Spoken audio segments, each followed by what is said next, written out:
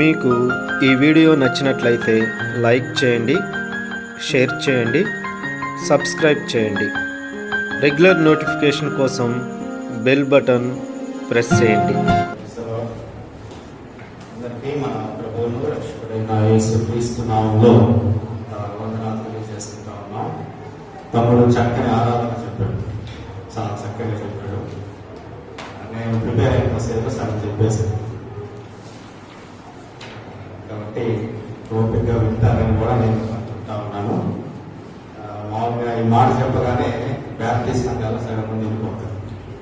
ఇంకేం విన్న మెసేజ్ మళ్ళీ అందరిస్తుంది, కొత్త చెప్పేది ఉంది అని వెళ్తారు. కానీ ప్రధాన అసెంబ్లీ వాళ్ళు దేవుని యొక్క వాక్యం మీద, దేవుని యొక్క ఆలోచన మీద చాలా శ్రద్ధ కలిగినటువంటి వారు. కాబట్టి వాక్యానికి ప్రాముఖ్యతను ఇవ్వాల్సినటువంటి అవసరం ఉంది. ఈరోజు ఈ విధంగా ఇక్కడికి రావడానికి ముందుగా జయమోహన్ అన్న అక్కని బట్టి ప్రభుత్వం సిద్ధిస్తా ఉన్నాను. రాజశేఖరాన్ని బట్టి వారి జీవితాన్ని బట్టి ప్రభుత్వం సిద్ధిస్తా ఉన్నాను. మరి విజయమోహన్ అన్న జీవితంలో దేవుడు చేసినటువంటి ఒక గొప్ప మేలు, ఆయన ఎంతగా మరి కరోనా టైంలో family suffering, but still hour God is faithful. మన జీవితాలలో చాలా నమ్మదగినటువంటి దేవుడు మన దేవుడు. కాబట్టి ఈరోజు అన్నవాళ్ళు ఈ విధంగా సజీవుగా ఉండడం అనేటువంటిది, మరి అందరం ఈ విధంగా కూర్చొని ప్రభువు మళ్ళీ ఆరాధించడం అనేది దేవుని యొక్క గొప్ప కార్యం. సో ఒకసారి మార్కు సువార్త 14వ అధ్యాయం 22వ వచనాన్ని నేను చదువుతాను. వారు భోజనము చేయుచుండగా ఆయన ఒక రొట్టెను పట్టుకొని ఆశీర్వదించి విరిచి వారికిచ్చి, మీరు తీసుకుని ఇది నా శరీరము. పిమ్మట ఆయన గిన్నె పట్టుకొని కృతజ్ఞతాస్తుతులు చెల్లించి దాన్ని వారికి ఇచ్చెను. వారందరూ దానిలోనిది త్రాగిడి ప్రార్థన చేస్తారు. కృపగల దేవా, మహోన్నతుడా, మహిమాన్వితుడా, సర్వోన్నతుడా, నీ ప్రేమను బట్టి, కృపను బట్టి, నీ యొక్క వాత్సల్యతను బట్టి నీకు వందనాలు తండ్రి. ఈ మధ్యాహ్న కాలపు సమయాన దేవా, మరి మీరు మాట్లాడుతూ ఉండగా మీరే మాతో మాట్లాడండి. మరి సంఘాన్ని బలపరచండి, ధైర్యపరచండి. అన్ని విషయాల్లో మీ చిత్తం నెరిగి ముందుకు సాగుతూ సహాయం చేయమని, వినగల మనసును వారిని అనుగ్రహించమని, శిలువ చోటున మరుగుపరుచుకొని మీరే గొప్ప కార్యం జరిగించమని యేసు నామమున ప్రార్థిస్తున్నాం మా తండ్రి, ఆమేన్. Quora.com మీరు ఎప్పుడన్నా విన్నారా? గూగుల్ ఎంతమంది తెలుసు? అందరికీ తెలుసు. గూగుల్లో Quora.com అనేటువంటిది ఒకటి ఉంది. అందులో ఒక ఆయన ఒక క్వశ్చన్ వేశాడు, what is the one thing you want to do before you die? నీవు మరణించే ముందు ఏం చేయాలి అనుకుంటున్నావు అనేటువంటిది ఆయన ప్రశ్నించాడు. ఆ ప్రశ్న మామూలుగా ఓపెన్ ప్లాట్ఫామ్ అన్నమాట, ఎవరైనా ప్రశ్నించవచ్చు. ఆ ప్రశ్నకి తగినటువంటి సమాధానాలు సిటిజన్స్ లాగా, నెటిజన్స్ అంటే నెట్ వాడేవారు, సెల్ ఫోన్ లో ఈ ఫేస్బుక్, వాట్సాప్, గూగుల్లో నెట్స్ వాడతారు కదా, వాళ్ళని ఏమంటారంటే నెటిజన్. సిటిజన్ లాగా వాళ్ళు ఒక బ్యాచ్ నెటిజన్. సో ఈ నెటిజన్స్ ఏం చెప్పారంటే, ఒక్కొక్కరు ఒక్కొక్క రీజన్ చెప్పారు. చనిపోయే ముందు మంచి బిర్యానీ తిని తృప్తిగా కడుపు నిండా నీకు ఇష్టమైన ఆహారం వండుకో ఒక బ్యాచ్. ఇంకో బ్యాచ్ ఏం చెప్పారంటే, నీ బాడీ ఆర్గాన్స్ ఏదైతే ఉన్నాయో ఆ బాడీ ఆర్గాన్స్ ని అమ్మేసి మంచిగా ఆ బాడీ ఆర్గాన్స్ ని డొనేట్ చేసి, ఏదైనా ఒక ట్రస్ట్ కి డొనేట్ చేసి చనిపో అని చెప్పారు. ఇంకొక ఆయన ఏం చెప్పాడంటే, స్నానం చేయకుండా బాడీకి క్రిములు చాలా మంచిది కాబట్టి బాడీకి స్నానం చేయకుండా చచ్చిపోవాలి అని చెప్పారు. అంటే రకరకాల ప్రశ్నలు చెప్పారు. ఎందుకు ఈ ప్రశ్న అంత ప్రాముఖ్యమైనటువంటిది అని మనం ఒకసారి ఆలోచిస్తే, చనిపోయేటువంటి వ్యక్తి తన చివరి దినాలలో లేకపోతే తన చివరి క్షణాలలో చాలా విషయాల మీద ఆలోచిస్తూ ఉంటాడు. ఒక బాలీవుడ్ హీరో, ఆయన పేరు గుర్తురావట్లేదు, ఆయన ధోని సినిమాకి గ్రూప్ వేశాడు, సుశాంత్ సింగ్ రాథోడ్. ఆయన చనిపోయే ముందు ఒక 2 గంటలు గూగుల్లో సెర్చ్ చేశాడు. ఏమనంటే how I can die easily. చాలా సింపుల్ గా నేను ఏ విధంగా చనిపోవాలంటే నొప్పి తెలియకుండా ఏ విధంగా చనిపోవాలి. సో చావు అనేటువంటిది జీవితంలో దయం. కానీ మనుషులు చాలా చక్కగా రైల్వే ట్రాక్ మీద తలకాయలు పెట్టేయడం, సూసైడ్ చేసుకోవడం చేస్తా ఉన్నటువంటి ఈ దినాలు. అయితే యేసుక్రీస్తు ప్రభు వారు కూడా భూమి మీదకి రావడానికి గల ప్రాముఖ్యమైన కారణం చనిపోవడానికి ఆయన ఎవరో వచ్చి చంపేస్తే చనిపోవడానికి కాదు ఆయన వచ్చింది. ఆయన చనిపోవడానికి కారణం ఏంటంటే హీ విల్లింగ్లీ హీ డైడ్. ఆయన తనకు తానుగా వచ్చి మరణించినట్టుగా చూస్తాం. అయితే ఇక్కడ నేను అతి ప్రాముఖ్యమైన కొన్ని విషయాలను నేను మీకు చెప్పాలని ఆశపడతా ఉన్నాను. సో యేసుక్రీస్తు చేసిన కార్యాలు 14వ అధ్యాయంలో ఇప్పుడు మనం చదివినటువంటి వచనాన్ని మనం ఒకసారి చూసినట్లయితే, ఇప్పుడు మనం అందరం కూడా అతి ప్రాముఖ్యమైన దినాల్లో ఉన్నాం. అదేంటి అంటే లెంట్ డేస్. ఏమన్నారు? లెంట్ డేస్ అంటే 40 దినాలు ఏదో ఒక ఉపవాసం పెట్టుకొని ఆ ఉపవాసాన్ని ఆచరించేటువంటి వ్యక్తులంగా ఉన్నాం. నేను కూడా 40 దినాలు నాన్ వెజ్ తినకూడదు అని చెప్పి నేను కూడా ఒక పాక్షికమైనటువంటి ఉపవాసాన్ని ఆచరిస్తా ఉన్నాను. సో అందరూ ఒక్కొక్కరు, కొంచెమంది శుక్రవారాలు ఉండాలనే వాళ్ళు, కొంచెమంది లేకపోతే 40 రోజులు ఒక పూట ఆహారం తినేటువంటి వాళ్ళు, కొంచెమంది అంటే రకరకాల ఆచారాలతో ఉండేటువంటి వాళ్ళు ఉన్నారు. కాబట్టి ఈ రోజు నేను మీ ముందు ఉంచాలనుకున్నటువంటి అతి ప్రాముఖ్యమైనటువంటి విషయం ఏంటంటే, యేసుక్రీస్తు ప్రభువు వారు చనిపోయేటువంటి ముందు వారం రోజుల్ని నేను మీ ముందు ఉంచుతాను. మరి యేసుక్రీస్తు ప్రభువు వారు శుభ శుక్రవారాన చనిపోయారని మనకందరికీ తెలుసు. అదే విధంగా ఆయన వారానికి ముందు రోజు యెరూషలేము పట్టణానికి వచ్చాడు. లూకాసు వార్తలో మనం చూసినట్లయితే 11వ అధ్యాయంలో ఆయన ప్రయాణం స్టార్ట్ అయితే శిష్యులతో మాట్లాడి 9-10 అధ్యాయాల్లో అనేకమైన విషయాలు చెప్తాడు. అక్కడ కొన్ని ప్రాంతాన్ని కలిశాడు, కొంచెంమంది వ్యక్తుల్ని కలిశాడు. ఇవన్నీ కలిసిన తర్వాత యేసు ప్రభు యెరూషలేముకి వచ్చాడు. ఇప్పుడు యెరూషలేం ఎక్కడ ఉండాలి? యేసు ప్రభు తినలేదుగా. యెరూషలేం ఎక్కడ ఉన్నాడంటే 3 కిలోమీటర్ల దూరంలో బేతనియా అనేటువంటి ఒక ఊరిలో ఉన్నాడు. ఏ ఊరది చెప్పండి? బేతనియా. ఈ బేతనియా అనేటువంటి ఊరు చాలా ప్రాముఖ్యమైనది, మనకందరికీ తెలుసు. మరి మరియా, ఇంకో సిస్టర్ పేరు మార్తా, తర్వాత వాళ్ళ తమ్ముడు పేరు లాజరు, వాళ్ళ నాన్న సీమోన్, ఒక లెపర్సీ పట్టినటువంటి ఒక సీమోన్. సో ఈ కుటుంబం చాలా అందమైన కుటుంబం, చక్కని కుటుంబం. యేసుక్రీస్తు ప్రభు వారికి ఆతిథ్యం ఇచ్చేటువంటి కుటుంబం. ఈ కుటుంబం దగ్గరికి వెళ్ళి ఎక్కువగా యేసుక్రీస్తు ప్రభు వారు బస చేసేటువంటి వారు. అందులో మరియా చాలా చక్కగా దేవుని యొక్క వాక్యాన్ని వినేది. అయితే ఈ శుభ శుక్రవారం జరిగింది ఏంటి అంటే, దానికి ముందు ఆదివారం యేసుక్రీస్తు ప్రభు వారు ఆ యెరూషలేం మందిరానికి జయోత్సాహంతో జయగీతాల వార్త మట్టలు పట్టుకొని వస్తారు. ఏమని? దావీదు కుమారుడికి జయము జయమని వాళ్ళు ఆదివారం వచ్చాడు. సోమవారం దినాన జరిగింది ఏంటి అంటే, ఆయన మరలా సోమవారం దినాన బేతనియాకి వెళ్ళాడు. మంగళవారం జరిగింది ఏంటి అంటే, మంగళవారము దానికి ముందు ఒకసారి మరలా చూద్దాం. మార్కు సువార్తలో మంగళవారం ఏం జరిగింది అంటే 14వ అధ్యాయము ఈ మార్కు సువార్తలో గల అతి పెద్ద అధ్యాయం. 3వ వచనాన్ని చూస్తే, ఆయన బేతనీలో కుష్ఠరోగి అయిన సీమోను ఇంట భోజనమునకు కూర్చొని ఉండగా ఒక స్త్రీ మిక్కిలి విలువగల అచ్చ జటామాంసి అత్తరు పుట్టి తీసుకుని వచ్చి ఆ అత్తరు పుట్టి పగలగొట్టి ఆ అత్తరు ఆయన మీద పోసెను. సో మంగళవారము జరిగినటువంటి ఇన్సిడెంట్ ఏంటి అంటే, ఈ అత్తరు పుట్టి ద్వారా యేసుక్రీస్తు ప్రభు వారిని అభిషేకం చేశారు. ఎవరు? ఒక స్త్రీ. మరి మార్కు గారు ఆ స్త్రీ పేరు ఇవ్వలేదు, కానీ యోహానులో స్పష్టంగా ఉంది. ఆ స్త్రీ మరియా, దేవుని యొక్క వాక్యాన్ని విన్నటువంటి మరియా. సో మంగళవారం అయిపోయింది. బుధవారం జరిగినటువంటి ఇన్సిడెంట్ ని మనం ఒకసారి చూద్దాం. బుధవారం జరిగినటువంటి ఇన్సిడెంట్ 10-11 వచనాలు చూస్తే, 12 మందిలో ఒకడు ఇస్కరియోతు యూదా ప్రధాన యాజకుల చేతికి ఆయనను అప్పగించవలనని వారి యొద్దకు పోగా. బుధవారం ఒక మంచి బేరం సెట్ చేసుకుని వచ్చాడు ఇస్కరియోతు యూదా. ఏంటా బేరం అంటే, యేసుక్రీస్తు ప్రభు వారిని పట్టించే బాధ్యత నాది. నేను యేసుక్రీస్తు ప్రభు వారిని నమ్మేస్తా, నువ్వు నాకు ఎంత డబ్బులు ఇస్తావు. బేరం సెట్ అయింది. 11వ వచనం, వారు విని సంతోషించి వానికి ద్రవ్యమిత్తులని వాగ్దానం చేసేది కనుక వాడు ఆయనను అప్పగించుటకు తగిన సమయం కనిపెట్టు. ఇంకో చోట ఏమని రాసి పెట్టిందంటే 30 ఎంత వెండి నాణ్యాలకు అమ్మేశాడు? 30 వెండి నాణ్యాలకి అమ్మేశాడు. బుధవారం అయిపోయింది. గురువారము అదే విధంగా ఆయన మరలా యెరూషలేము మందిరానికి వెళ్తా ఉన్నాడు. ఈ గురువారం ఆయన ఎప్పుడైతే యెరూషలేము మందిరానికి వెళ్తా ఉన్నాడో ఆ మరుసటి రోజు 12వ వచనాన్ని చూద్దాం.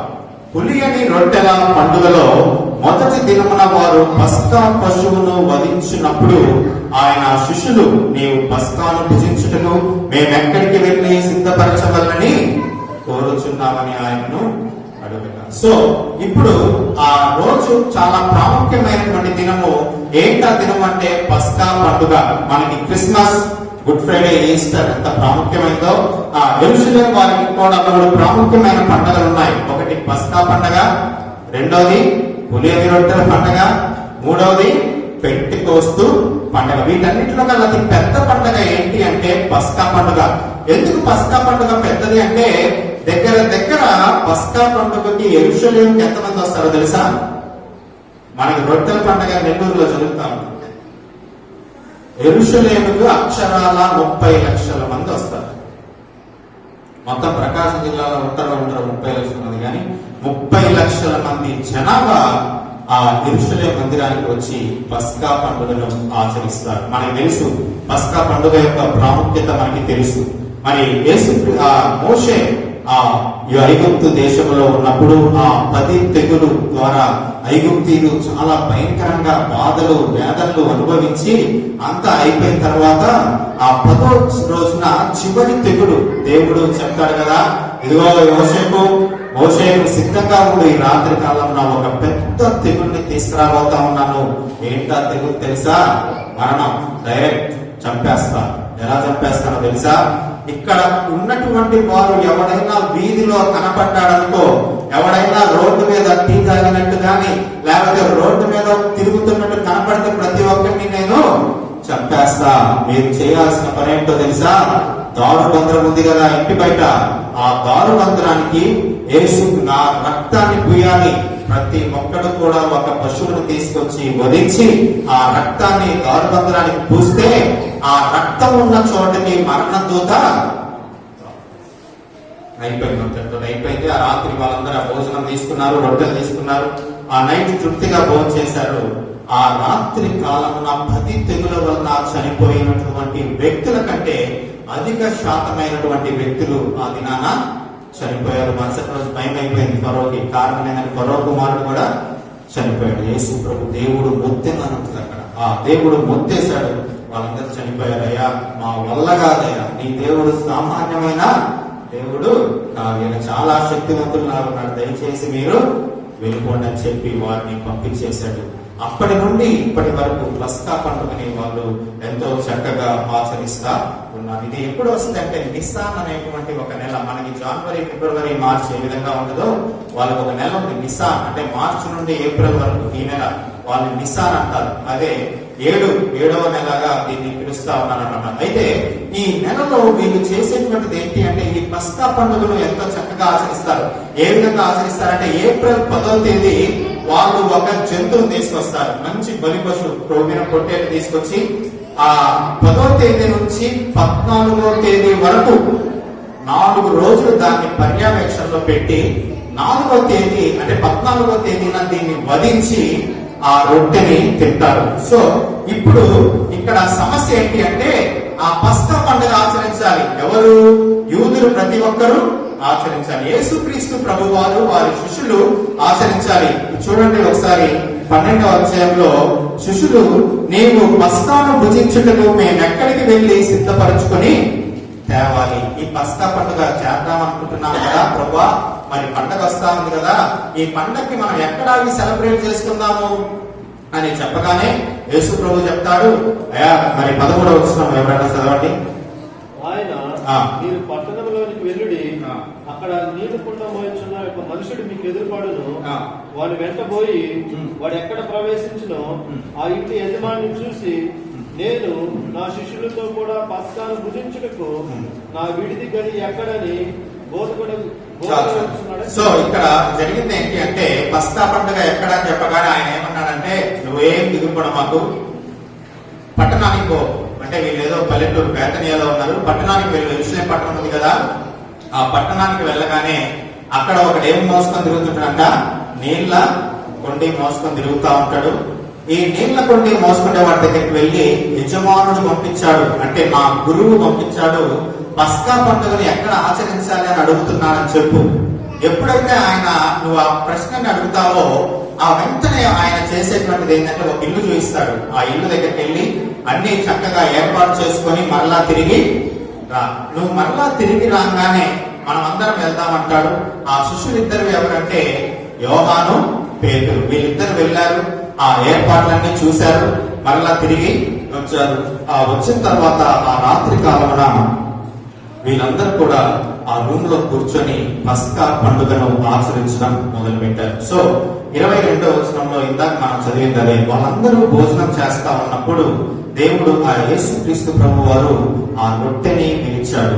మనకెందుకు రొట్టె సాదృశ్యంగా ఉంది ఒకసారి చూస్తే, రొట్టె అనేటువంటిది ఒక కావనెంట్ అన్నమాట. అంటే ఇద్దరు ఫ్రెండ్స్ కలిసి కూర్చుంటే ఒక మ్యూచువల్ ట్రస్ట్, అంటే ఇద్దరు కలిసి నిబంధన చేసుకునేటువంటి దాన్ని రొట్టెతో పిలుస్తారు. ఈ రొట్టె తీసుకొని సగభాగం వేరే ఆయనకి ఇచ్చాననుకో, నీవు నాతో ఫ్రెండ్షిప్ కలిగి ఉండాలి, ఇంకో సగభాగం ఇంకొక సహోదరులకు ఇస్తే నీవు నాతో ఫ్రెండ్షిప్ కలిగి ఉండాలనేటువంటి ఒక మ్యూచువల్ అండర్స్టాండింగ్ ఆయన రొట్టించాడు. అక్కడ ఒక గిన్నెలో పాత్ర ఉంటుంది, ఆ పాత్రలో ఆయన ముంచి పెట్టాడు. ఆ పాత్రలో ఏముంటాయి అంటే మూలికలు ఉంటాయి. ఏముంటాయంటే చేదు మూలికలు. చేదు మూలికలు దేనికి గుర్తు అంటే పస్కా పండుగ అతి ప్రాముఖ్యమైన 3 ఉంటాయి. మొట్టమొదటిది రొట్టె, రెండవది చేదు మూలికలు ఒక గిన్నెలో ఉంటాయి సూప్ లాగా, మూడవది వైన్ ఉంటుంది. సో ఎందుకు ఈ చేదు మూలికలు ఎందుకు ఇస్తారు అంటే, చేదు దేనికి గుర్తు అంటే ఐగుప్తు రాజ్యంలో అక్కడ ఉన్నటువంటి ఆ రాజు ద్వారా వాళ్ళు పడినటువంటి కష్టాలకు సాదృశ్యమే ఈ చేదు మూలికలు. ఎప్పుడైతే ఆ చేదుని వాళ్ళు తింటారో, అరే ఆ దినాన ఈ భయంకరమైన చేదు నుండి దేవుడు నన్ను తప్పించాడు అనేటువంటిది ప్రజలకు గుర్తు చేయడానికి ఆ చేదు మూలికల్ని ఒక గిన్నెలో వేసుకుని అందులో రొట్టెని నంచుకొని తింటా ఉంటారు. అందుకే ఆ చేదు పోవాలనే యేసుక్రీస్తు ప్రభు వారు ఆ కలువరి శిలువలో ఆయనకు కూడా చేదుని తన నోటికి తగిలించారు. కారణం ఏంటి అంటే ఈ శాపము, ఆ ఘోరమైనటువంటి పాపము ఇంతటితోటి వెళ్ళిపోతుంది. అందుకు ఆ చేదుని తీసుకొని ఇస్తారు. ఇవన్నీ అయిపోయిన తర్వాత ఆయన ఒక న్యూ కోవెనెంట్ ఒకటి చేశాడు. మరి 22 నుంచి 25 వచనాల్లో ఆయన భోజన సంస్కారం, మనం ఎన్నోసార్లు ఈ వచనాలు చదివి ఉంటామని నేను చెప్పట్లేదు, కానీ భోజన సంస్కారము పద్ధతిని ఆయన నేర్పించాడు. ఈ విధంగా ఉండాలి, ఇది నా నిబంధన రక్తము, ఈ రొట్టెను విరుచుకొని అనుదినము మీరు ఇది నా శరీరం కాబట్టి మీరందరూ జ్ఞాపకము చేసుకోవాలి అని చెప్పిన తర్వాత భోజన సంస్కారం అయిపోయిన తర్వాత 26వ వచనంలోనికి వస్తే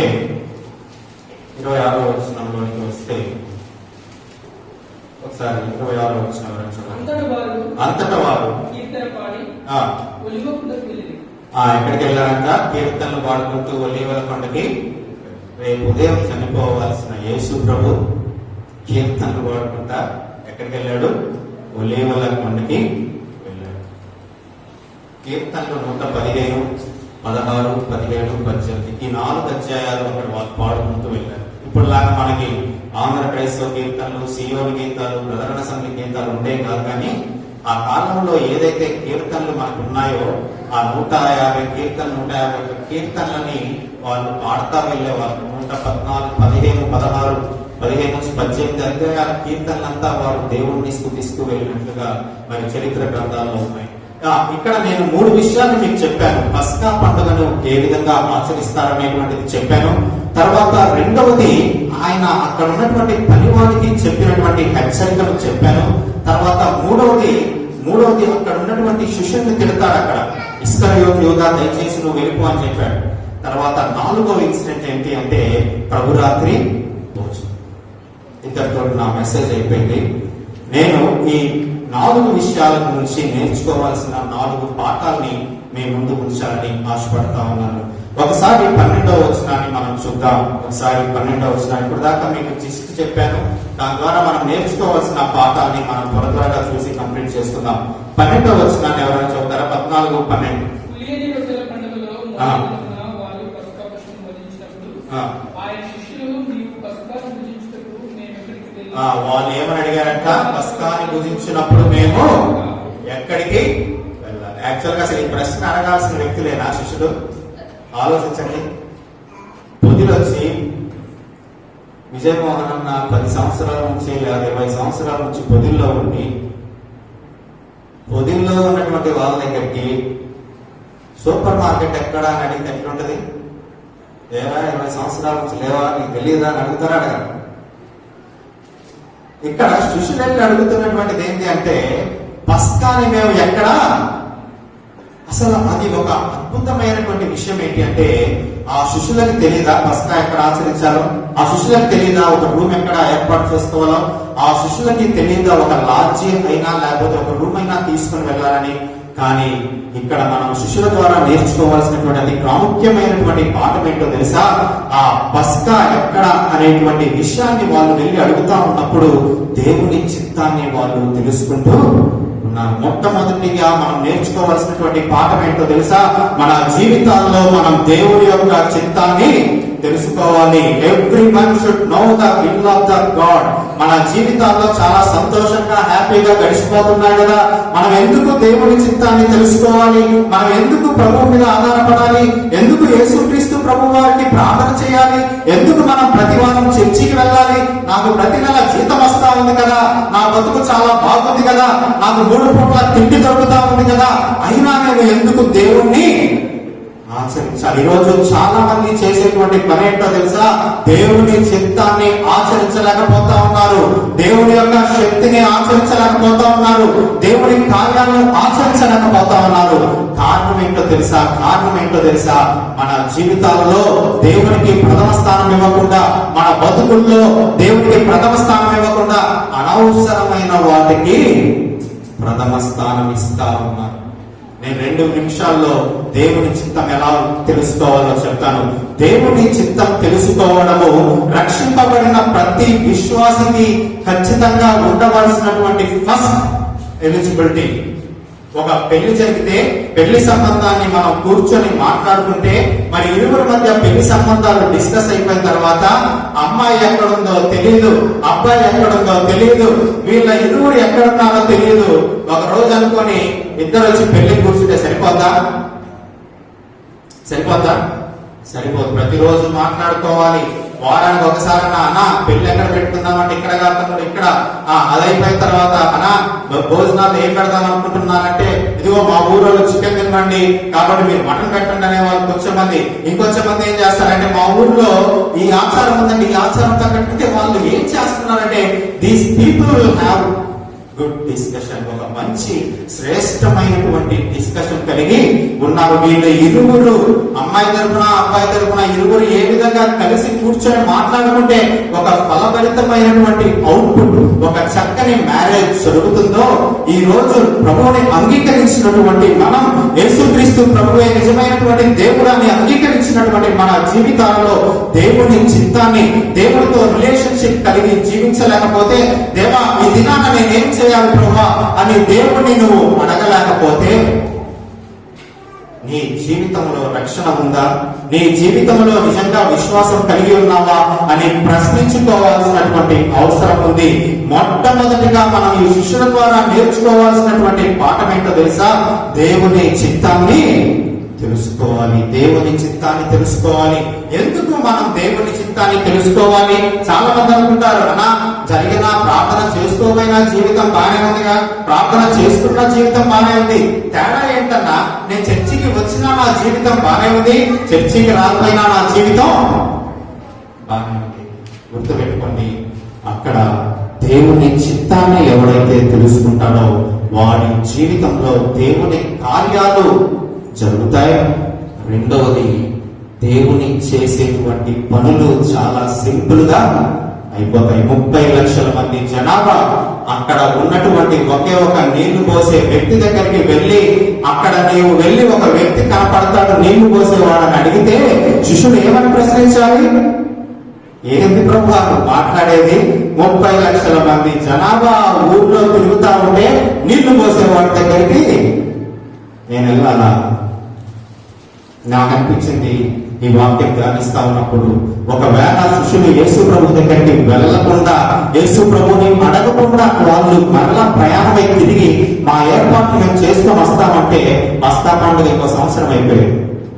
దేవుని చిత్తాన్ని తెలుసుకున్నారు కాబట్టి, దేవుని మాటకు విధేయులయ్యారు కాబట్టి వారి జీవితాలలో పనులు చాలా త్వరగా అయ్యాయి. మన జీవితాల్లో మనం చిత్తాన్ని చేసుకొని వ్యక్తిగతంగా మన బతుకుల్ని మనం మార్చుకోవాలని చెప్పి ఏదైనా ప్రయత్నం చేసి విఫలమైపోతాం. కారణం ఏంటో తెలుసా? ఆయన చిత్తాన్ని మనము తెలుసుకోలేము. ఆయన చిత్తాన్ని మనం తెలుసుకున్న దినాన మన పనులు చాలా చాలా త్వరగా. ఒక ఆయన ఏమంటాడంటే, you want to give the blank cheque to the God. దేవునికి ఒక తెల్ల కాగితాన్ని ఇచ్చి, ప్రభువా నా జీవితాన్ని రాయి అని నీవు అడగాలి తప్ప, నీ దగ్గర ఉన్నటువంటి కాగితాలన్నీ చిత్తా పెట్టుకొని వెళ్ళి ప్రభువా నా చిత్త దీని మీద సంతకం పెట్టంటే పెట్టడానికి దేవుడు పెడతాడు, కానీ వాటిని పొందుకోవడమే చాలా కష్టమైన పని. మొట్టమొదటిగా దేవుని చిత్తాన్ని తెలుసుకోవాలి. ఎందుకు మనం దేవుని చిత్తాన్ని తెలుసుకోవాలి? Why we want to know the God's will అంటే, ఇందాక మనం చదువుకున్నాం కదా, ఆయన సార్వభౌమాధికారము కలిగినటువంటి దేవుడు. ఇందాక తమ్ముడు చెప్తా సునామీ సంగతి చెప్తా ఉంటే, నిజంగా సునామీ అలా అన్న ఎలా తప్పించబడ్డాడు అంటే దేవుడు అతనితో మాట్లాడాడు. మనకి తెలిసినా తెలియకపోయినా కొన్నిసార్లు మన జీవితాలలో దేవుడు మాట్లాడుతూ ఉంటాడు. ఈ రోజు భూమి ఆకాశాన్ని కంట్రోల్ చేస్తున్నటువంటి దేవుడు, వర్షాన్ని సముద్రం మీద కంట్రోల్ చేసినటువంటి దేవుడు, మనుషులను కూడా దేవుడు కంట్రోల్ చేయగలడు. ఆ పనివాడు అక్కడ ఉన్నాడని ఆయన ఎవరు కంట్రోల్ చేశాడు? దేవుడే కంట్రోల్ చేశాడు. నిజంగా ఫరో హృదయాన్ని ఎవరు కఠినపరిచారు? దేవుడే. కొన్నిసార్లు మనకి కొన్ని పనుల మీద మనం వెళ్తా ఉన్నప్పుడు, అరే ఈ అధికారి నిజంగా దేవుడు మనకి లోపడతాడా, ఈ అధికారి ద్వారా మన దేవుడు ఈ పనులు చేయిస్తాడా అని అపనమ్మకంతో వెళ్తాం. కానీ దేవుణ్ణి అడిగి వెళ్ళినప్పుడు దేవుడు గొప్ప కార్యాలు చేస్తాడు. జైలు పాలైనటువంటి ఆ పేతురు జీవితంలో ఎవరు తీసుకొని వచ్చారు బయటికి? దేవుడే వెళ్ళి తీసుకొని వచ్చాడు. మనం చేసేటువంటి పనులు, మనం చేసేటువంటి క్రియలలో ఆయన వైపుకు చూడగలిగితే ఆయన మన జీవితాన్ని నడిపించేటువంటి ఒక గొప్ప నావికుడుగా ఆయన ఉన్నాడు. అంత మాత్రమే కాదు, కానీ even God is going to control the Satan. సాతానును కూడా దేవుడు కంట్రోల్ చేయకూడదు. అందుకని పరలోకమందున మా తండ్రిలో ఏమని చెప్పాడు? మా ఈ శోధన నుండి మమ్మల్ని తప్పించు. యోగు జీవితాన్ని మనం అదే చూసాం. నువ్వు యోగుని ఏమన్నా చెయ్యి, యోగు చాలా బాగా ఉన్నాడు, నువ్వు చాలా ఆశీర్వదించావు కాబట్టి యోగు పుష్కలంగా కొడుకు నిండి చాలా హ్యాపీగా ఉన్నాడు, ఒక్కసారి యోగును వదిలే అని సాతానుతో ఛాలెంజ్ చేస్తే దేవుడు ఏం చెప్పాడు? ఈ రోజు యోగుని నేను అప్పగిస్తున్నాను, కానీ అతని ప్రాణాన్ని తీయడానికి వీలు. That is our God. మన దేవుడు ఎంత గొప్ప దేవుడు అంటే ప్రతి మానవుడు కూడా ఆయన హస్తగతంలో ఉన్నారు. ఈ రోజు నువ్వు ఇక్కడ కూర్చొని ప్రభువుని ఆరాధిస్తా ఉన్నావంటే అది ఏదో తమాషాగా వచ్చి ఆరాధించేది కాదు. ఈ రోజు నువ్వు సువార్తను వినగలుగుతా ఉన్నావంటే దేవుని ప్రణాళిక లేకుండా నువ్వు సువార్తని వినలేవు. That is the will of God. ఎప్పుడైతే మన జీవితాలలో దేవునికి ప్రాముఖ్యతని ఇస్తావో, ఎప్పుడైతే మన జీవితాలలో దేవునికి ఒబే అవుతావో, దేవుడు నడిపించేటువంటి తీరు చాలా ఆశ్చర్యంగా ఉంటుంది. అందుకే మనం ఎప్పుడైనా కూడా ఎక్కడికి చిన్న పనైనా పెద్ద పనైనా సమయం కాదనుకోకుండా ఒక 2 నిమిషాలు ప్రార్థన చేయగలిగితే దేవుడు అద్భుత కార్యాలు చేయడానికి సిద్ధపడతా ఉన్నాడు. అందుకే మొట్టమొదటిగా మనం శిష్యుల ద్వారా నేర్చుకోవాల్సినటువంటి అతి ప్రాముఖ్యమైనటువంటి పాఠం ఏంటో తెలుసా? దేవుని చిత్తానికి ఏం చేయాలంట? ఒబీడియంట్ అవ్వాలి. మొట్టమొదటిగా ఈ రోజు ప్రభువుని అంగీకరించినటువంటి వారంగా, విశ్వాసంగా రక్షింపబడినటువంటి వారంగా, దేవుణ్ణి అంగీకరించినటువంటి వారంగా దేవుని యొక్క చిత్తాన్ని తెలుసుకోవాల్సినటువంటి అవసరం ఉంది. రెండవది 14వ అధ్యాయం 15వ వచనాన్ని మనం చూద్దాం. 14:15 మార్కు సువార్త 14:15 వచనాలు. అతడు సామాగ్రితో సిద్ధపరచబడిన గొప్ప మేడగది నీకు చూపించును. ఏం చూపిస్తారంట? అతను ఒక గొప్ప మేడగది చూపిస్తాడు. ఎప్పుడైతే దేవుని యొక్క చిత్తానికి మన జీవితాన్ని సమర్పించుకుంటామో వెంటనే కలిగినటువంటిది ఏంటి? ఒక గొప్ప మేడగది. పశువుల పాకలో యేసుక్రీస్తు ప్రభువు జన్మించినప్పుడు ఆయనకి సరైనటువంటి ఇల్లు లేదు. కానీ ఆయన ఎప్పుడైతే పస్కా విందు ఆచరించాలని చెప్పాడో, ఎప్పుడైతే శిష్యులు వెళ్ళి యేసుక్రీస్తు ప్రభు వారిని వెళ్ళి అడిగాడో వాళ్ళకి ఏం దొరికిందంట? ఒక గొప్ప మేడగది. ఎవరు చూపిస్తారని చెప్పారు? యజమాని చూపిస్తారని చెప్పాడు. ఈ రోజు ఆ శిష్యులు ఇద్దరు వెళ్ళారు. అయ్యా, అక్కడ ఉన్నటువంటి ఆ నీళ్లు మోసేటువంటి ఆయన, ఆ కాలంలో నీళ్లు మోసుకొని ఒక పురుషుడు వెళ్ళడం అనేటువంటిది చాలా కష్టం. ఎందుకంటే నీళ్లు స్త్రీలు మాత్రమే మోయాలి. అయితే పురుషుడు తీసుకుని వెళ్తున్నాడంటే అతను ఖచ్చితంగా ఒక స్లేవ్, ఒక బానిస అయి ఉంటాడు. సో ఆయన యజమాని దగ్గరికి తీసుకుని వెళ్ళాడు. వీళ్ళందరూ నడుచుకుంటే యజమాని దగ్గరికి వెళ్ళారు. ఆ యజమాని దగ్గరికి వెళ్ళి యేసు ప్రభు ఏ మాట చెప్పాడు అదే మాట చెప్పాడు. బోధకుడు చెప్తా ఉన్నాడు ఎక్కడ ఈ భోజనం చేయాలనగానే వాళ్ళు చెప్తా ఉన్నారు, ఆ మేడగది ఉందండి, ఆ మేడగదిలో భోజనం చేయాలి.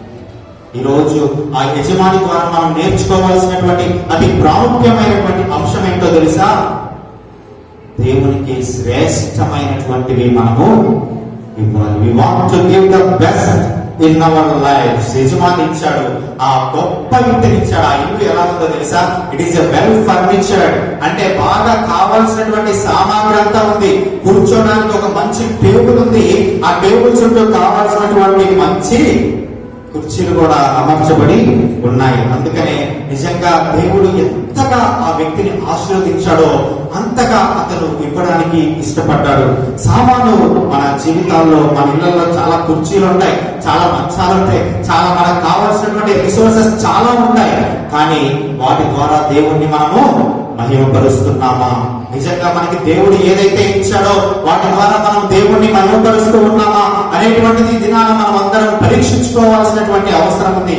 చాలా మంది ఏం చేస్తారంటే జీతం రాగానే 10% దేవునికి, 90% నాకు, ఈ 90% మనకి, మన లగ్జరీ లైఫ్ కి అన్నిటికీ ఉపయోగించుకుంటా ఉంటాం.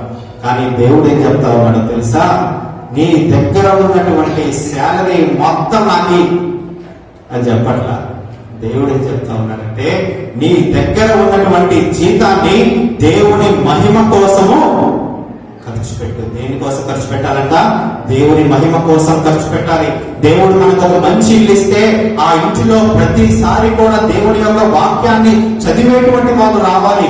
దేవుని సేవకులు విశ్రాంతి తీసుకునేటువంటి ఇల్లుగా ఉండాలి. మనకు ఇచ్చినటువంటి కుర్చీలు, మనకు ఇచ్చినటువంటి కారు, మనకు ఇచ్చినటువంటి సామాను దేవుణ్ణి మహిమపరిచేటువంటిదిగా ఉండాలి. బైబుల్ స్పష్టంగా తెలియజేస్తా ఉంది, ఒక విశ్వాసికి ప్రైవేట్ లైఫ్, స్పిరిచువల్ లైఫ్ అని వేరుగా ఉండకూడదు. ప్రైవేట్ లైఫ్, స్పిరిచువల్ లైఫ్, వ్యక్తిగతంగా నేను నా ఇష్టానుసారంగా జీవిస్తాను, కానీ చర్చికి వచ్చినప్పుడే ముసుగేస్తా. వ్యక్తిగతంగా నా ఇష్టానుసారంగా జీవిస్తాను, కానీ చర్చికి వచ్చినప్పుడే దేవుని మాటలకి ప్రాధాన్యత ఇస్తా. ఇది కాదు దేవుడు మనల్ని పిలిచింది. దేవుడు మనల్ని పిలవడానికి ఒక కారణం ఉంది. ఏందో తెలుసా? మన జీవితంలో ఏదైతే మనకు ఉందో వాటన్నిటిని బట్టి మనము దేవుణ్ణి, ఖచ్చితంగా దేవుణ్ణి స్తుతించాల్సినటువంటి అవసరం ఉంది. ఏ విషయాల్లో మనం దేవుణ్ణి స్తుతిస్తా ఉన్నాం? నిజంగా వేసుకునేటువంటి బట్టల ద్వారా ఏ సందేశాన్ని మనం ఇస్తా ఉన్నాం? మన చేతుల్లో ఉన్నటువంటి ప్రతి సామాన్ ద్వారా ఏ సందేశాన్ని మనం ఇస్తా ఉన్నాం? దేవుడు ఇచ్చేటువంటి ఆ డబ్బుల ద్వారా ఏ విధంగా దేవుణ్ణి మహిమపరుస్తా ఉన్నాం? మనం తెలుసుకోవాల్సినటువంటి అవసరత ఉంది. ఈ రోజు చాలా అబద్ధ బోధకులు, మరి డబ్బులు కోట్లు సంపాదించుకున్నటువంటి బోధకులు చెప్పేది ఏంటో తెలుసా?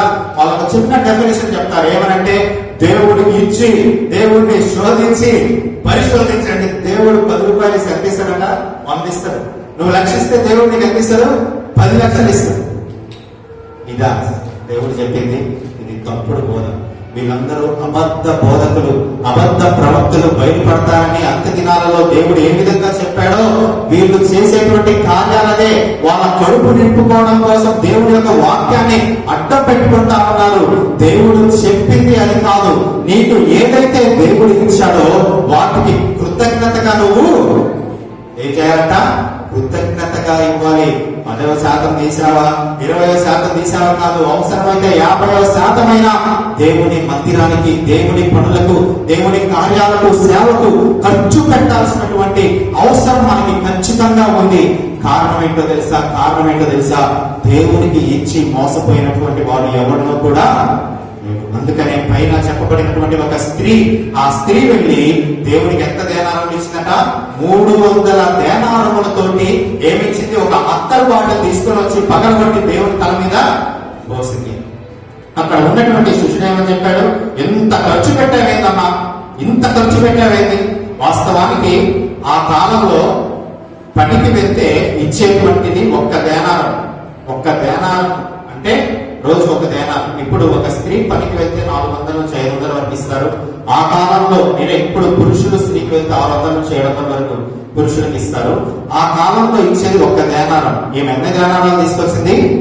300 దేనారముల విలువ గల అత్తరు తీసుకొచ్చిందంటే చూడండి ఎంత జీతం ఇచ్చిందామె? సంవత్సరం జీతం ఇచ్చింది. నెలలో దశం భాగం తీయడం మనకు అలవాటు, లేకపోతే నెల జీతం ఇవ్వడం మనకు అలవాటు. కానీ సంవత్సరం మొత్తం ఎప్పుడన్నా అసలు మనం వినే ఉన్నాం. కానీ స్త్రీ ద్వారా మనం నేర్చుకోవాల్సినటువంటిది, ఈ యజమాని ద్వారా మనం నేర్చుకోవాల్సినటువంటి అతి ప్రాముఖ్యమైనటువంటిది ఏంటో తెలుసా? మనం ఇచ్చేటువంటి విషయాల్లో ఏ విధంగా ఉన్నాం, నీవు కేవలం డబ్బుని ఆశించేటువంటి వాడు మన దేవుడు కాదు, కానీ నీ దగ్గర ఉన్నటువంటి సమయాన్ని దేవునికి ఇవ్వాలి. నీ దగ్గర ఉన్నటువంటి ప్రతి విలువైనటువంటి దాన్ని దేవునికి ఇవ్వాలి. నువ్వు వచ్చి ఇక్కడ లక్షలు కుమ్మరించాల్సిన అవసరం లేదు, కానుకలు వేయాల్సినటువంటి అవసరం లేదు, కానీ దేవుని యొక్క వాక్యానికి సమయాన్ని ఇవ్వాలి. నిజంగా ఎంతమంది ఈరోజు నేను ఒక ప్రశ్న అడగాలనుకుంటున్నాను, ఎంతమంది మీరు గుండె మీద చేసుకొని చెప్పండి, రోజుకి నేను ఒక గంట సేపు దేవునికి సమయాన్ని కేటాయిస్తున్నాను, నేను రోజుకి ఒక గంట దేవుని యొక్క వాక్యాన్ని ధ్యానిస్తున్నానని చెప్పేటువంటి వాళ్ళు నిజంగా ఆలోచిస్తే చాలా మంది మనం సమాధానం చెప్పలేము. కారణం ఏంటో తెలుసా? దేవుడిచ్చినటువంటి విలువైన సమయాన్ని, దేవుడిచ్చినటువంటి విలువైన దాన్ని మనం ఎప్పుడు కూడా ఉపయోగించలేకపోతాం. కొన్నిసార్లు ఉద్యోగాలు చేస్తూ ఉంటే దేవుడు సెలవు ఇచ్చినప్పుడు ఆ సెలవుల్లో సినిమాలకు వెళ్ళే వాళ్ళు కొంచెం, లేకపోతే ఆ సెలవుల్లో బయటికి షికారులకు విహారయాత్రలకు వెళ్ళేటువంటి వాళ్ళు ఎంతో మంది ఉన్నారు. కానీ ఆ సెలవు దినాన ఒక చక్కని కూడిక పెట్టుకుని దేవుణ్ణి ఆరాధించాలనేటువంటి వాళ్ళు ఎంతమంది ఉన్నారు. లేకపోతే సేవ కూడా ఛానల్స్ చేసి, అమ్మా మరి నెలలో ఒక సెలవు వచ్చింది కదా, ఈ ఒక్క సెలవులో ఒక ఫుల్ డే రిట్రీట్ పెట్టుకొని దేవుని స్తుతిద్దామంటే దేవుని కోసం వచ్చేటువంటి వాళ్ళు ఎంతమంది ఉన్నారు. నిజంగా దేవునికి ఇచ్చేటువంటి విషయంలో మనం ఏ విధంగా ఉన్నాం? ఈ యజమానుడు తన ఇంటి పైభాగం మొత్తాన్ని ఇచ్చేశాడట. అపోస్తలుల కార్యంలో 2వ అధ్యాయంలో ఏమనుంది అంటే, ఆ పై మేడగది అక్కడ ఉన్నటువంటి శిష్యులందరూ కూడా యేసు ప్రభు ఆరోహణమై తిరిగి పరలోకానికి వెళ్ళిపోయిన తర్వాత అక్కడ ఉన్నటువంటి శిష్యులు, ఆ శిష్యులతో పాటు ఉన్నటువంటి స్త్రీలు, యేసుక్రీస్తు ప్రభు వారి యొక్క తల్లి, వారి సహోదరులు మొత్తం కూడా అదే మేడగది మీదకి వెళ్ళి దేవుణ్ణి ఆరాధించారు. చూడండి, దేవుణ్ణి ఆరాధించేటువంటి స్థలంగా ఆయన ఇల్లు ఈ రోజుకి మనం జ్ఞాపకం చేసుకుంటా ఉన్నాం. కారణం ఏంటో తెలుసా? ఒకే ఒక్క కారణం, ఆయన దేవునికి ఇచ్చాడు, దానికి తగినటువంటి ప్రతిఫలాన్ని ఆయన పొందాడు. అందుకే ఆ స్త్రీతో ఆయన దేవుడు చెప్తా ఉన్నాడు, ఎక్కడైతే ఈమె యొక్క సువార్త వినిపింపబడతా ఉందో ఆ ప్రాంతాలన్నింటిలో కూడా ఈమె పేరు తెలుపబడాలి. మరి మనం నేర్చుకోవాల్సినటువంటి అతి ప్రాముఖ్యమైనటువంటి విషయం, మొదటిది దేవుని చిత్తాన్ని చేయాలి, రెండోది దేవునికి ఇచ్చేటువంటి హృదయాన్ని అలవర్చుకోవాలి, మూడవది ఒకసారి చూద్దాం 18వ అధ్యాయం 21వ వచనం, 14వ అధ్యాయం 21వ వచనాన్ని మనం చూద్దాం.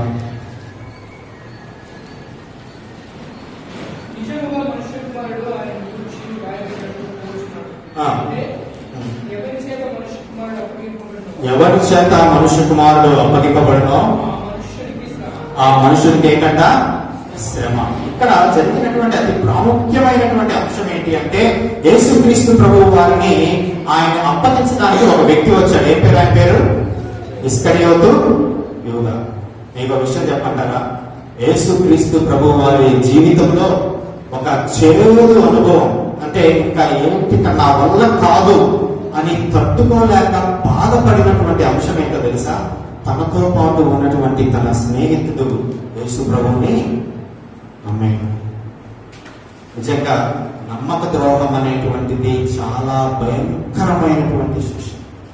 యేసుక్రీస్తు ప్రభు వారిని సిలువ వేస్తా ఉన్నప్పుడు ఆ సిలువ వేసేటువంటి ఆ శిష్యులతో ఏమంటా ఉన్నాడు? తండ్రి, మీరేమి చేస్తున్నారో వీరు ఎరుగరు కనుక. అక్కడేమో శత్రువులు అంత భయంకరంగా తన శరీరాన్ని భయంకరంగా దున్నుతా ఉంటే అక్కడ ఏమని మాట్లాడుతూ ఉన్నాడు యేసు ప్రభు? వీరిని క్షమించమంటున్నాడు.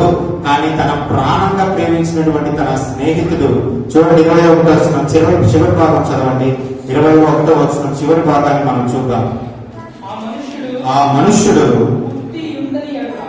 ఎంత భయంకరమైన మాట, అసలు దేవుడు మాట్లాడుతున్న మాట. ఆ మనుష్యుడు పుట్టకుండా ఉంటే ఎంత పాపం అసలు. నమ్మక ద్రోహం అనేటువంటిది చాలా భయంకరమైనటువంటి పాపం. వాడు ఇస్కరియోతు యూదా అనుకున్నాడు, నేను యేసుక్రీస్తు ప్రభువాన్ని అమ్మేస్తే రేపో మాపం నాకు డబ్బులు వస్తాయి, విలాసవంతమైనటువంటి జీవితాన్ని నేను జీవిస్తాను. అంత మాత్రమే కాదు, పెద్ద పెద్దలు పరిచయమయ్యారు నాకు. పరిసయ్యులు, శాస్త్రులు, రాజులు, పిలాతు, వీరందరూ నా వెనకాల ఉన్నారు, నాకు తిరుగులేదనుకున్నాడు. యేసు ప్రభుని అమ్మేశాడు. యేసు ప్రభు చీకొట్టాడు, ముఖం మీద ఉమ్మేశాడు. నువ్వు పుట్టకుంటే మేలురా బాబు అని ప్రభు చెప్పాడు. చివరికి ఉరి వేసుకొని చనిపోయాడు. ఇస్కరియోతు యూదా జీవితం ఒక భయంకరమైనటువంటి విచారంతో ఎండైపోవడానికి గల కారణం ఏంటో తెలుసా? దేవుడు పిలిచినటువంటి పిలుపుని, దేవుడు చిత్తాన్ని మన జీవితంలో ఏదేమి ఉన్నదో దాన్ని గ్రహించకుండా ఇష్టానుసారంగా అతను చేశాడు. నిజంగా ఇటువంటి వ్యక్తుల గురించి యేసు ప్రభు చెప్తా ఉన్నాడు, చల్లగానైనా ఉండు, వెచ్చగానైనా ఉండు. ఉంటే చల్లగా ఉండు, వెచ్చగా ఉండు, నులివెచ్చని జీవితాన్ని జీవించొద్దు. అందుకని యేసు ప్రభు ఎంత బాధపడ్డాడు. కానీ అక్కడ ఒక విషయాన్ని నేను చెప్పాలి. ఇక్కడ వాడి జీవితం అంతమైపోయింది. చివరిగా అతను పొట్ట పగిలిపోయింది. ఆ పొట్టలో ఉన్నటువంటి పేగులు కూడా బయటకు వచ్చాయి. ఆయన తిరగబడి చనిపోయాడు. దాన్ని రక్తభూమిగా పేరు పెట్టారని పేతురు తర్వాత ఆ విషయాలంతా కూడా అపోస్తల కార్యములు 1వ అధ్యాయంలో రాశాడు. కాబట్టి అవన్నీ ఆలోచిస్తా ఉన్నప్పుడు వాడి జీవితాన్ని పక్కన పెడితే యేసు ప్రభు మనసుని మనం అక్కడ చూసినట్లయితే యేసుక్రీస్తు ప్రభు అంట ఆ 12వ దరిద్రుడి సృష్టించే కాళ్ళను కూడా ఏం చేశాడు? That is the love of God. ఈరోజు మనం ఆరాధించేటువంటి దేవుడు ఎంత గొప్ప దేవుడో తెలుసా?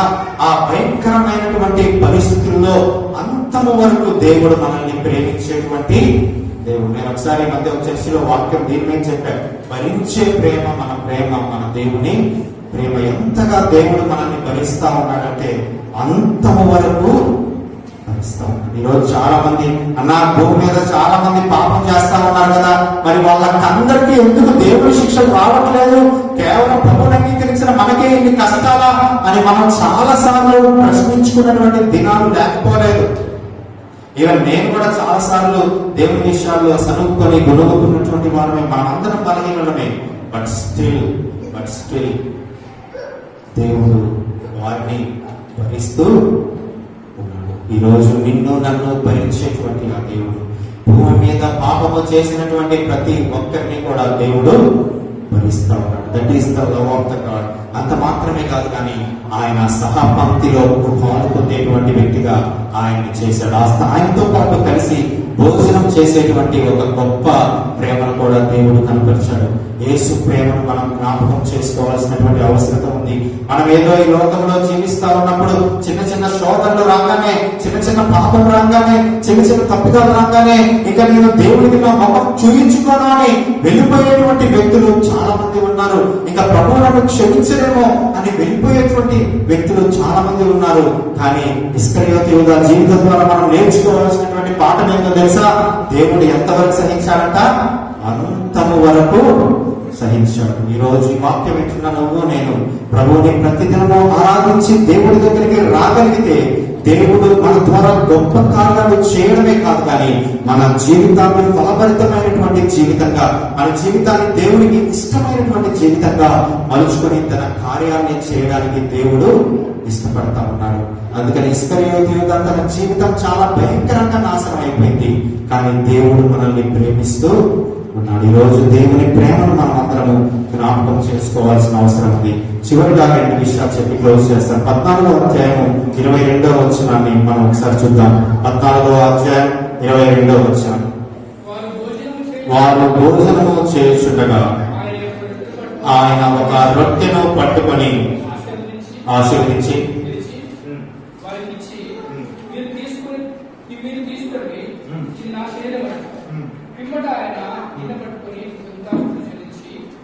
దాన్ని వారికి ఇచ్చాను. చాలు.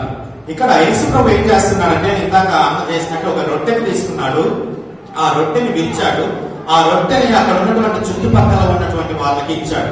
అయితే డేవిడ్ ఈ గ్యార్లాండ్ అనేటువంటి ఒక వ్యక్తి దీని గురించి ఏమంటాడంటే, యేసుక్రీస్తు ప్రభు వారు ఒక రొట్టె అనేటువంటి ఒక చిన్న సామాగ్రిని తీసుకొని ఇది నా శరీరం అని చెప్పాడు.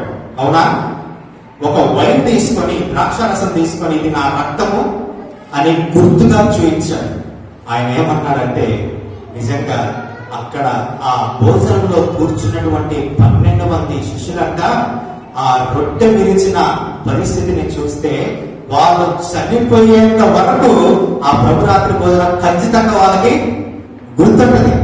గుర్తుండదా? మన జీవితాల్లో ఎవరైనా చనిపోయేటువంటి వాళ్ళు కానీ చూస్తే మనకి చాలా గుర్తులు వదిలిపెట్టి వెళ్తా ఉంటారు. ఒకసారి మా తాతయ్య చనిపోయేటప్పుడు ఆయన చివరికి ఒక మంచం మీద పడుకున్నాడు. ఇప్పటికి కూడా ఆ మంచాన్ని మేము ఒక మూలన పెట్టుకొని, అరే ఇది తాతయ్య చివరిలో చనిపోయిన మంచం కదా అంటే కొన్ని గుర్తులు దేవుడు భూమి మీద వదిలిపెట్టి వెళ్ళాడు. అదే విధంగా కొన్ని గుర్తుల్ని మన పితరులు విడిచిపెట్టి వెళ్ళిపోయారు. నాన్న దీంతో షేవింగ్ చేసుకునేవాడు, మా తాత ఇదిగో ఈ రకంగా లుంగి కట్టుకొని బయట తిరిగేవాడు. ఇవన్నీ కూడా మనకి చాలా గుర్తులు. ప్రతి మనిషి వ్యక్తిగత చింతనలో చాలా గుర్తులు ఉంటా ఉంటాయి. భోజనం చేసే పద్ధతి, ఈ ఫుడ్ అయితే మా తాతయ్య చాలా బాగా తినేవాడు, చాలా ప్రేమగా తినేవాడు, తాతయ్య లేడే అని బాధపడ్డ రోజులు ఇవన్నీ మనం ఆలోచిస్తా ఉన్నప్పుడు అక్కడ ఉన్నటువంటి శిష్యులు కూడా చివరిగా ఇంకా రేపు మరుసటి రోజు తెల్లారి 9 గంటలకు యేసు ప్రభువుని శిలువ మీద నిలబెట్టిన సమయం ముందు రోజు అంటే 10 గంటల ముందు భోజనం చేసేందుకు ఆయన భోజనం చేయలేదు. అదే చివరి భోజనం, చనిపోయాడు అంతే. ఈ శిష్యుల పరిస్థితి ఎలా ఉంటే చెప్పండి. అసలు ఆయన అలా చెప్పాడు. కానీ డేవిడ్ గార్లాండ్ గారు నాకేమనిపించిందంటే, అసలు ఆ వారం రోజుల ముందు అసలు వీళ్ళు అన్నం ముట్టుంటారు. వారం రోజులు ఈ 12 మంది అన్నం ముట్టుంటారు. కారణం ఏంటి అంటే ఆ గుర్తులు చాలా ప్రభావితం చూపించేటువంటి గుర్తులు. అయితే ఇందులో మనం నేర్చుకోవాల్సినటువంటి పాఠం ఏంటో తెలుసా? ఈ లోకములో మనమందరము విశ్వాస యాత్ర జీవిస్తున్నటువంటి మనము ఎటువంటి గుర్తులను భూమి మీద విడిచిపెట్టి వెళ్తాం. జగన్ మోహన్ రెడ్డి వాళ్ళ నాన్న చనిపోయేటప్పుడు వదిలిపెట్టిన వాచ్ని ఇప్పటికి కూడా పెట్టుకొని తెలుస్తుంది. అది ఆయనకి గుర్తు. మా నాన్న ఈ లోకంలో విడిచిపెట్టాడు, మా నాన్నకి వాచ్ అంటే చాలా ఇష్టం, కాబట్టి ఈ వాచ్ని నేను పెట్టుకొని తిరగాలని ఇప్పటికి కూడా వాళ్ళ నాన్న పెట్టుకున్న వాచ్ని పెట్టుకొని తిరుగుతూ ఉంటాడు. అంటే ఒక్కొక్కరికి ఒక్కొక్క గుర్తులు ఉంటాయి. కొంచెమంది ఏమో కొంచెం వాయిస్, అరే పాడితే వాళ్ళే పాడాలరా, మనం అనుకోలేదు ఎప్పుడైనా, పాడితే వాళ్ళే పాడాలి, చెప్తే వాళ్ళు చెప్పాలి. ఇవన్నీ గుర్తులు. అయితే ఆధ్యాత్మికంగా యేసుక్రీస్తు ప్రభు వారిని అంగీకరించినటువంటి మన జీవితాల్లో ఈ లోకంలో ఏ గుర్తుల్ని నీవు విడిచిపెట్టి వెళ్తా ఉన్నావు, ఏ విషయాన్ని నువ్వు భూమి మీద విడిచిపెట్టి వెళ్తా ఉన్నావు, మనమందరము ఒకసారి ఆలోచించాల్సినటువంటి అవసరం ఉంది. ఒకవేళ నీ వ్యక్తిగత జీవితాన్ని ఎవరైనా వచ్చి తొంగి చూస్తా ఉన్నప్పుడు, అరే అన్న బయట చాలా బాగుంటాడు కానీ లోపల అన్న వేరు, అన్న ఇంటికి వెళ్తే అన్న కథ వేరు. నేను దక్షిణ చర్చికి వెళ్తే ఆ చర్చిలో ఒక ఆయన బల్ల విడిచేటువంటి ఆయన. ఒకసారి ఒక చోటి ప్రయాణం వెళ్తా ఉంటే ఆయన ఒక పొదల్లో సిగరెట్ తాగుతాను. ఎట్లుంటది చెప్పండి? ఎలా ఉంటది? ప్రభువుని అంగీకరించామని చెప్పుకొని, యేసుక్రీస్తు ప్రభు వారే నిజమైనటువంటి దేవుడని మనం చెప్పుకొని, ఆయన యొక్క సలుగుజాడలలో నడుస్తామని చెప్పుకొని మనం చేసేటువంటిది ఏంటి? అన్న సక్రమంగా రావడానికి చర్చికి, లేకపోతే అన్న పలానా విషయంలో ఈ విధంగా చేశాడు, లేకపోతే ఇదిగో ఆయన చేసేటువంటిది పైకి చాలా బాగానే ఉంది కానీ లోపల పరిస్థితులు లేవు. గుర్తులు, ఇటువంటి గుర్తులు మనం భూమి మీద విడిచిపెట్టి వెళ్తా ఉన్నాం. ఒకవేళ కొన్నిసార్లు మన జీవితాల్లో మనకి తెలియకుండానే ఇతరుల ఎలా తప్పిదాలు చేస్తా ఉన్నామేమో, మనకి తెలియకుండానే దేవుణ్ణి మరి అనేక సార్లు దూషించేటువంటి వ్యక్తులుగా ఉన్నామేమో, ఒకవేళ మనకి తెలియకుండానే మన జీవితాన్ని ప్రభావితం చేయలేకపోతా ఉన్నామేమో. ఈ రోజు నేను మీ ముందు ఉంచాలనుకున్నటువంటి ప్రశ్న, ఎటువంటి జీవితాన్ని మీరు జీవిస్తా ఉన్నారు? ఎటువంటి జీవితాన్ని మీరు ప్రభావితం చూపిస్తా ఉన్నారు? ఎటువంటి వ్యక్తులుగా మీరు ఈ లోకాన్ని విడిచిపెట్టి వెళ్తా ఉన్నారు? అంత ఒక దినాన మనం అందరం ఈ లోకాన్ని విడిచిపెట్టి వెళ్ళవలసిందే. ఒక దినాన నేను ఈ శరీరాన్ని విడిచిపెట్టి వెళ్ళవలసిందే. కానీ వెళ్ళిన తరువాత నీ గురించి ఏం చెప్పుకుంటారు ప్రజలు? వెళ్ళిన తర్వాత నువ్వు ఎటువంటి సాక్షి జీవితాన్ని భూమి మీద విడిచిపెట్టి వెళ్తావు? అన్న పైకి చాలా మాటలు చెప్తాడు కానీ ఇంట్లో కూడా రాని బ్రదర్. ఇటువంటి మాటలు వింటా ఉన్నప్పుడు మన సాక్ష్య జీవితం ఏ విధంగా ఉంది? అన్న బయటికి కనపడతాడు కానీ బయట జీన్స్ ప్యాంట్లు వేసుకొని చేయకూడనటువంటి చెత్త పనులు చేస్తా ఉంటాడు. ప్రభువుని అంగీకరించినటువంటి వాళ్ళమే, సంఘానికి వచ్చేటువంటి వాళ్ళమే, విశ్వాసాల సమాజంలో చెప్పుకుంటున్నటువంటి వాళ్ళమే, కానీ మన జీవితాలు ఏ విధంగా ఉన్నాయి? ఏ గుర్తులు మనం విడిచిపెట్టి వెళ్తా ఉన్నాం? ఒకవేళ కుటుంబంలో రేపు ఒకవేళ మనం అందరం మరణిస్తే మన కుటుంబం ఎటువంటి సాక్ష్యం చెప్తుంది మన గురించి? మా అమ్మమ్మ పొద్దున 5 గంటలకు లేచి ప్రార్థన చేసేదండి. మా నాన్న పొద్దున 6 అయితే వాక్యం పెట్టుకొని వినేవాడు. ఇక వినేది. రేపు చనిపోయిన తర్వాత మన గురించి ఏం చెప్పుకుంటారు మన తర్వాత వారు?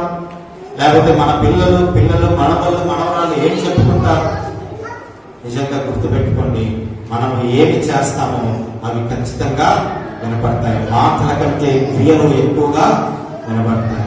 అండ్ ఎంప్టీ ఒక కాగితము ఎక్కువగా నిశ్శబ్దంగా ఉన్నప్పటికీ ఎక్కువగా శబ్దం చేస్తా ఉంది. కారణం ఏంటో తెలుసా? మన క్యారెక్టర్ చాలా శబ్దం చేస్తా ఉంది. యేసుక్రీస్తు ప్రభువు వారైతే అక్కడ ఉన్నటువంటి రొట్టెని తీసుకున్నాడు, అక్కడ ఉన్నటువంటి శ్రేష్టమైనటువంటి ఆ యొక్క కావలసినటువంటి ద్రాక్షారసం తీసుకున్నాడు. ఇది నా శరీరం, దీన్ని తిని తాగండి అని వాళ్ళు ముందు పెడతా ఉన్నారు. ఆ గుర్తుల్ని పట్టుకున్నారు.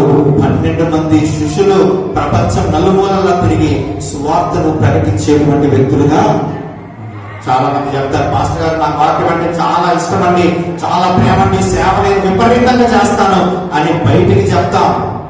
ఒక రాత్రి ఫోన్ చేసి అన్నా సేవకి వెళ్దాం రా అంటే, అన్నా చిన్న పని మీద ఉన్నానన్నా అని చెప్పిన రోజులు ఎన్ని లేవు మన జీవితాలు. దేవుని దగ్గర మాట్లాడేటువంటి మాటలు వేరు, చేతుల్లోకి వచ్చేటువంటి చూసేటువంటి క్రియలు వేరు. అందుకని మన కుటుంబంగా కూర్చున్నటువంటి మనము ఎటువంటి గుర్తులను మనము ఈ భూమి మీద వదిలిపెట్టి వెళ్తా ఉన్నాం. అందుకే ప్రభు చెప్తున్నాడు, వీటిని మీరు జ్ఞాపకము చేసుకోండి. ఎందుకు ఈ రోజుకి దేవుడు నేర్పించినటువంటి ఆ చివరి భోజన ప్రక్రియని నేను రొట్టె విరిచి బల్లనాదంలో చేయి వేస్తా ఉన్నామో తెలుసా? ఆ కలువరి సిలువను ఆయన కాల్చినటువంటి రక్తాన్ని మీరు జ్ఞాపకం చేసుకోండి అని. అందుకే పేతురు ఆ విషయాన్ని చెప్తారు. మొదటి పేతురు 1వ అధ్యాయం 18-19 విషయాల్లో ఎంతో చక్కగా చెప్పాడు. ఎంత చక్కగా చెప్పాడంటే ఆయన ఎంత శ్రేష్టమైనటువంటి బలినిచ్చాడనేటువంటిది చెప్తా ఉన్నాడు. మొదటి పేతురు 1వ అధ్యాయం 18-19 విషయాన్ని వచ్చిన చూద్దాం. పితృపారంపర్యమైనటువంటి మీ వ్యర్థ ప్రవర్తనను విడిచిపెట్టినట్లుగా వెండి బంగారం వంటి వస్తువుల చేత మీరు విమోచింపబడలేదు కానీ, వెండి బంగారం వంటి క్షయ వస్తువులను బట్టి మీరు విమోచింపబడలేదు కానీ అమూల్యమైన రక్తము చేత, అమూల్యమైన ఏ రక్తం అంట? అమూల్యమైన రక్తము చేత, అనగా నిర్దోషమును నిష్కలంకమునకు గొర్రె పిల్ల వంటి క్రీస్తు రక్తము చేత. ఎటువంటి రక్తం అంట? గొర్రె పిల్ల వంటి క్రీస్తు రక్తం. ఈ విషయం ఎవరు చెప్తా ఉన్నారో తెలుసా? కన్నులారా చూసిన పేతురు యేసు ప్రభువు గురించి చెప్తున్న మాట. ఆయన రక్తము ఎలాంటిదో తెలుసా? నిర్దోషమైనది. కారణము సాక్షులు ఎవరను? మేమే. రేపు నీ గురించి సాక్ష్యం ఎవరు చెప్తాడో తెలుసా? నీతో పాటు ఉన్నటువంటి నీ సంఘ సభ్యుడే. రేపు నీ గురించి ఎవరు బయట నీ గురించి చెప్తారో తెలుసా? నీ కుటుంబంలో ఉండేటువంటి నీ పక్కన వాడే. ఇక్కడ పేతురు చెప్తా ఉన్నాడు, ఆయనది నిర్దోషమైనటువంటి రక్తము. ఆయన ఏ పాపము ఎత్తినటువంటి వాడు. గొర్రెపిల్ల రక్తం ఎంత శ్రేష్టమైందో అంత శ్రేష్టమైన రక్తము యేసుక్రీస్తు ప్రభు వారిది. అటువంటి రక్తముతో కనపడ్డ మనము, అటువంటి రక్తం ద్వారా కడగబడిన మనము ఎటువంటి జీవితాన్ని జీవిస్తా ఉన్నాం? ఒక్కసారి ఆలోచించండి అని ఒక ఛాలెంజ్ అక్కడ వదులుతా ఉన్నాడు. ఈ రోజు మన జీవితాన్ని ఎటువంటి విధానాలలో మనం ముందుకు తీసుకొని వెళ్తా ఉన్నాం? ఎటువంటి విలువలతో మనం ముందుకు తీసుకొని వెళ్తా ఉన్నాం? ఒక్కసారి మనం ఆలోచించాల్సినటువంటి అవసరం ఉంది. చివరిగా నేను ఒక విషయాన్ని చెప్పి క్లోజ్ చేస్తాను. డావిన్సీ కోడ్ అని మీరు ఎంతమంది విన్నారు? డావిన్సీ కోడ్ ప్రపంచంలో కల్లా అతి ప్రాముఖ్యమైనటువంటి చిత్రకారుడు ద లాస్ట్ సప్పర్, యేసుక్రీస్తు ప్రభు వారి యొక్క చివరి రాత్రి భోజనము ఏ విధంగా ఉంటుంది అని ఒక ఫ్రేమ్ క్రైస్తవులు ఈనాటి తరం కాకపోతే పాత తరంలో చాలా మంది ఇళ్లలో ఉంటది. ఒక పెద్ద ఫ్రేమ్ ఉంటది, ఒక పెద్ద టేబుల్ ఉంటది. టేబుల్ చుట్టూ 12 మంది శిష్యులు ఉంటారు, మధ్యలో యేసుక్రీస్తు ప్రభు వారు ఉంటారు. వాళ్ళందరూ భోజనం చేస్తా ఉంటారు. ఈ డయాగ్రామ్ వేసినటువంటి వ్యక్తి ఎవరు అంటే డా విన్సీ అనేటువంటి ఆయన. ఆ డయాగ్రామ్ కరెక్ట్ గా రావడానికి ఆయన తీసుకున్న సమయం ఎంతో తెలుసా? 3 సంవత్సరాలు. ఒక బొమ్మ గీయడానికి 3 సంవత్సరాల డయాగ్రామ్ ఆయన గీసి బయటికి చూపిస్తే ఎలా ఉంటుందో అని ముందు తన స్నేహితుడిని ఇంటికి పిలిచి, అరే నేను ఒక చిత్రం వేశాను, ఎలా ఉందో చెప్పు అంటే ఆ చిత్రాన్ని చూపిస్తాడు. ఈ మార్కు సువార్తలో ఏదైతే రాయబడి ఉందో అదంతా చిత్రంలో చూపించాడు. ఆ చిత్రాన్ని చూసినటువంటి తన స్నేహితుడు అన్నాడు, బొమ్మ అద్భుతం, ఇది కాక రేపు నువ్వు బయట రిలీజ్ అయితే రేపు ఉదయానికి నువ్వు కోటీశ్వరుడు అవుతావు, నీ కాడ డబ్బులు కనక వర్షం కురుస్తా ఉంది, ఎక్సలెంట్ గా ఉంది ఆ బొమ్మ అని డా విన్సీని అప్రిషియేట్ చేశారంట. అని పోతా యేసు ప్రభు చేతిలో కిందని చూసావా, అది ఇంకా అదిరిందన్నాడంట. ఏమన్నాడు? యేసుక్రీస్తు ప్రభు చేతిలో కిందని చూసావా, అది ఇంకా అదిరిందని వెళ్ళిపోయాడు. ఈ టెన్షన్ మొదలైపోయి డా విన్సీ గారు మరుసటి రోజు మళ్ళీ పిలిపించాడంట. పిలిపించేసరికి ఆయన మళ్ళీ బొమ్మంతా చూసి చాలా బాగుంది అని చెప్పి, అరే ఆ గిన్నె ఎదురా అన్నాడు. అప్పుడు డా విన్సీ గారు అన్నారంట, యేసుక్రీస్తు ప్రభు వారిని మహిమపరిచేటువంటి ఈ బొమ్మలో గిన్నె మహిమపరచడం నాకు ఇష్టము లేదు, అందుకే నేను ఈ గిన్నెని తీసేశాను. ఈ చిత్రము చూసేటువంటి ప్రతి ఒక్కరూ ఏమి మాట్లాడుకోవాలో తెలుసా? ఆయన త్యాగాన్ని మాట్లాడుకోవాలి. ఈ చిత్రం చూసేటువంటి ప్రతి ఒక్కరూ ఏమి సంభాషించుకోవాలో తెలుసా? ఆయన జీవితాన్ని సంభాషించుకోవాలి. కానీ గిన్నె గురించి సంభాషించుకోవడానికి కాదు నేను ఈ బొమ్మ వేసిందని చెప్పి ఆ మరుసటి రోజే దాన్ని రిలీజ్ చేశాడు. ప్రపంచ వ్యాప్తంగా ఓ అద్భుతంగా అమ్ముడు పోయినటువంటి చిత్రము. ఆ చిత్రం ఈ రోజు ప్రతి క్రైస్తవుని ఇంట్లో ఉంది. ఆ చిత్రం కారణం ఏంటో తెలుసా? ఆ చిత్రం చూసిన ప్రతి ఒక్కరు 2 నిమిషాలు కళ్ళు ఆర్పకుండా చూస్తాడు. అందులో ఉన్నటువంటి ప్రతి పాత్రలు నీతో మాట్లాడుతున్నట్లే కనబడతాయి. ఎవడు మహిమపరచబడాలి మన జీవితాలలో? మన దగ్గర ఉన్నటువంటి ఇంటిని చూసి కాదు ప్రజలు చెప్పుకోవాల్సింది, మన దగ్గర ఉన్నటువంటి విలాసవంతమైన జీవితాన్ని బట్టి కాదు ఇతరులు మాట్లాడుకోవాల్సింది, మన దగ్గర ఉన్నటువంటి కారు బైకులు చూసి కాదు ఇతరులు మాట్లాడుకోవాల్సింది, నీ దగ్గర ఉన్నటువంటి పేరు ప్రఖ్యాతలను చూసి కాదు ఇతరులు మాట్లాడుకోవాల్సింది. నీ జీవితం ఒకవేళ నీ దినాన అంతమైపోతే ఆ అంతమైన మరుక్షణం ఇది నా జీవితం అని చెప్పేటువంటి జీవితాన్ని నీవు జీవించలేకపోతే ఆ ఒక్క విషయం తప్ప ఇంకా ఏ విషయమైనా నీ గురించి మాట్లాడుకోగలిగితే అదంతా కూడా వ్యర్థమే. యేసు ప్రభు జీవితం అంతగా జీవించడానికి కారణం ఈనాటికి కూడా యేసుక్రీస్తు ప్రభు వారి ముఖం ఎలా ఉంటుందో ప్రజలకు తెలియదు. కారణం ఏంటో తెలుసా? ఆయన ఆత్మస్వరూపి అయిన దేవుడు, ఆత్మ ద్వారా ఆరాధింపబడాలి కానీ ఆయన ముఖాన్ని చూసి ఆరాధించకూడదు. ఎంత అందంగా ఉన్నాడో నా యేసు ప్రభు అని ఆయన ముఖాన్ని చూసి ఆరాధించకూడదు. ఈ రోజు సినిమాల్లో మనం బయటికి వెళ్తున్నప్పుడు హీరోల్ని వాళ్ళ ముఖాన్ని చూసి మనం వాళ్ళని ఎంతగానో అప్రిషియేట్ చేస్తాం, వాళ్ళని ఆరాధిస్తాం. అది కాదు దేవుడు కోరుకునేది. మన దేవుడు కోరుకునేది ఏంటో తెలుసా? మన జీవితంలో మనం చేసేటువంటి హ్యాబిట్స్, మనం చేసేటువంటి ఆలోచనలు, మనం చేసేటువంటి తలంపులు, మన క్యారెక్టర్ గురించి ఇతరులు మాట్లాడుకోవాలి. అరే జీవిస్తే అలా జీవించాలా, అరే బతికితే అలా బతకాలా, అలా జీవించని క్షణాన మనం జీవించినా ఒకటే, జీవించకపోయినా ఒకటే, ప్రభుని ఆరాధించినా ఒకటే, ఆరాధించకపోయినా ఒకటే, చర్చికి వచ్చి వాక్యాన్ని విన్నా ఒకటే, వినకపోయినా ఒకటే, మోకాలు వేసి ప్రార్థించినా ఒకటే, ప్రార్థించకపోయినా ఒకటే. గుర్తుపెట్టుకోండి, ఏం విడిచి వెళ్తూ ఉన్నాం మన జీవితాల్లో మనమందరం ఆలోచించాల్సినటువంటిది. అందుకే పేతురు చెప్తా ఉన్నాడు కదా, ఇదిగో అమూల్యమైన శ్రేష్టమైన రక్తం ద్వారా మీరందరూ విమోచింపబడ్డారు.